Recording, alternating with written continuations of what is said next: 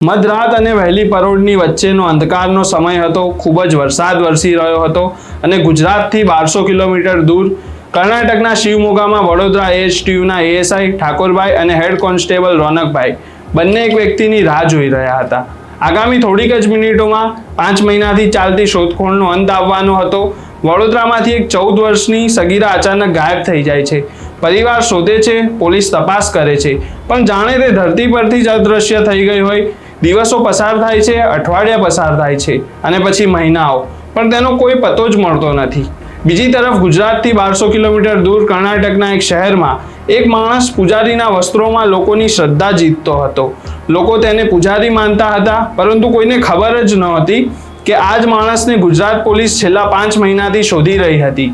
એક એવી ઓળખ જે સંપૂર્ણપણે ખોટી હતી, એક એવું જીવન જે જૂઠ ઉપર ઊભું હતું અને એક એવું રહસ્ય જે હજુ બહાર આવવાનું બાકી હતું। જ્યારે આખરે વડોદરા પોલીસ તેની સામે પહોંચી ત્યારે એક આરોપી નહીં પણ એક સંપૂર્ણ બનાવટી દુનિયા તૂટી પડવાની હતી। આ છે પૂજારીના વેશમાં છુપાયેલા એક અપહરણકારની સાચી અને ચોંકાવનારી કહાની। વૈષ્ણવજન તો તેને કહીએ જે પીડ પરાઈ જાનાને રે। નમસ્કાર દર્શક મિત્રો, આપ જોઈ રહ્યા છો નવજીવન ન્યૂઝ અને હું છું આપની સાથે દર્શિલ। વડોદરાના છાણી પોલીસ સ્ટેશનમાં એક એફઆઈઆર નોંધાઈ છે। એક સગીર વયની દીકરી ગુમ થઈ છે। 14 વર્ષીય સગીરા અચાનક ગુમ થઈ જતા પરિવાર ખૂબ જ ટેન્શનમાં આવી જાય છે। પરિવારને શંકા હતી પણ પુરાવા ન હતા। પોલીસ અપહરણની ફરિયાદ નોંધે છે અને તપાસ શરૂ થાય છે, પરંતુ દિવસો પસાર થાય છે, અઠવાડિયા પસાર થાય છે અને પછી મહિનાઓ પસાર થાય છે, પણ સગીરાનો કોઈ જ પતો મળતો નથી।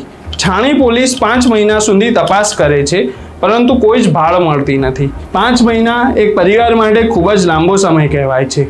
દરરોજ આશા, દરરોજ નિરાશા। દરેક ફોન કોલ પર પરિવારના ધબકારા વધી જતા, કદાચ આજે કોઈ સમાચાર મળશે, પરંતુ દરેક વખત એક જ જવાબ હતો, હજુ સુધી કંઈ મળ્યું નથી।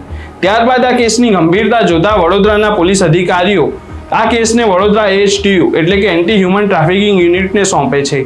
એન્ટી હ્યુમન ટ્રાફિકિંગ યુનિટનું કામ માનવ તસ્કરી સામે કાર્યવાહી અને ગુમ થયેલા બાળકો તથા મહિલાઓને શોધવાનું હોય છે। વડોદરા એએચટીયુ ટીમ વણ ઉકેલાએ કેસની તપાસ શરૂ કરે છે। આ યુનિટના પોલીસ ઇન્સ્પેક્ટર કેજી લિંબાચિયાને શંકા થાય છે કે કંઈક તો એવું છે જે આ કેસને બીજા કેસ કરતાં અલગ બનાવે છે અને મામલો ખૂબ જ ગંભીર હોય એવું તેમને લાગી રહ્યું હતું। ત્યારબાદ વડોદરા પોલીસ એએચટીયુની ટીમ આગળ તપાસ વધારે છે અને એમને એક શખ્સ પર શંકા જાય છે। બાતમીના આધારે અને ટેકનિકલ સર્વેલન્સના આધારે આ કેસમાં એક શખ્સનું નામ ખુલે છે અને નામ હોય છે સુનિલ બારિયા। આ સુનિલ બારિયા સગીરાને ફોસલાવી તેનું અપહરણ કરી ગુજરાતથી હજારો કિલોમીટર દૂર કર્ણાટકના શિવમોગા શહેરમાં લઈ જાય છે અને પોતાની એક નવી ઓળખ બનાવે છે।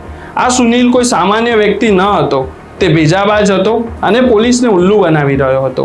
આરોપી સુનિલે જયપુરમાંથી 1 વર્ષનો પૂજારીનો કોર્સ કર્યો હતો અને તેના એક મિત્રની ઓળખાણની મદદથી સુનિલને કર્ણાટકના શિવમોગાના એક જૈન મંદિરમાં પૂજારી તરીકે નોકરી મળી જાય છે। હવે તેના માટે સૌથી મોટી મુશ્કેલી હતી સગીરાને ક્યાં રાખવી અને લોકોના સવાલોના જવાબ કેવી રીતે આપવા। તેથી તેણે ખોટી કહાની બનાવી। મંદિરના લોકોને કહ્યું કે આ યુવતી તેની પત્ની છે અને તેની ઉંમર 19 વર્ષ છે, જ્યારે હકીકતમાં તો આ માત્ર 14 વર્ષની સગીરા હતી અને સુનિલે તેનું અપહરણ કરી તેને ગોંધી રાખી હતી। Vadodara police anti human trafficking યુનિટના પીઆઈ કેજી લિંબાચિયા ઉપરી અધિકારીઓની મંજૂરી લે છે અને એક ટીમને કર્ણાટક મોકલવાનું નક્કી કરવામાં આવે છે અને કહે છે કે કોઈ પણ હાલતમાં આપણે આ દીકરીને સુરક્ષિત બચાવવાની છે। PSI DV Shinde, ASI Thakorbhai, head constable Ronakbhai, head constable Santoshbhai અને મહિલા કોન્સ્ટેબલ મમતાબેન એમ 5 લોકોની ટીમ તૈયાર કરવામાં આવે છે। આ લોકો 1200 કિલોમીટર દૂર લાંબી સફર કરીને કર્ણાટક માટે રવાના થાય છે, પરંતુ ત્યાં પહોંચ્યા પછી તેમની મુશ્કેલીઓ પૂરી થવાની નહોતી। શિવમોગા પહોંચ્યા પછી ટીમને ચોક્કસ લોકેશન મળતું નથી, માત્ર એટલી માહિતી હતી કે આરોપી આ વિસ્તારની આસપાસ જ છે, એટલે પોલીસ સ્થાનિક સોર્સ ઊભા કરે છે। જયાનગર પોલીસ સ્ટેશનની મદદ લઈને શકમંદ આરોપીને પકડવા માટે વોચ ગોઠવે છે। આ દરમિયાન શિવમોગામાં સતત 2 દિવસ વરસાદ વરસી રહ્યો હતો, પણ ગુજરાત પોલીસની ટીમ ભીંજાતી રહી અને આરોપીની રાહ જોતી રહી, કારણ કે તેઓ જાણતા હતા કે એક ભૂલ આખું ઓપરેશન બગાડી શકે છે। એએસઆઈ ઠાકોરભાઈ અને હેડ કોન્સ્ટેબલ રોનકભાઈ એક યોજના બનાવે છે। તેમને ખબર હતી કે જો સુનિલ ખરેખર પૂજારી છે તો તે સવારે પૂજા કરવા ત્યાં જરૂર આવશે, એટલે સવારે 4 વાગ્યાથી જ બંને મંદિરની આસપાસ વોચ ગોઠવીને બેસી જાય છે. સમય પસાર થાય છે અને પછી એક વ્યક્તિ દેખાય છે. ચહેરા પર કપડું બાંધેલું હતું. ધીમે ધીમે ચાલતો તે મંદિર તરફ જઈ રહ્યો હતો.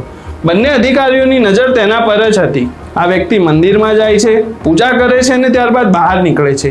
તે જેવો જ બહાર આવે છે, એએસઆઈ ઠાકોરભાઈ અને હેડ કોન્સ્ટેબલ રોનકભાઈ તેને રોકે છે.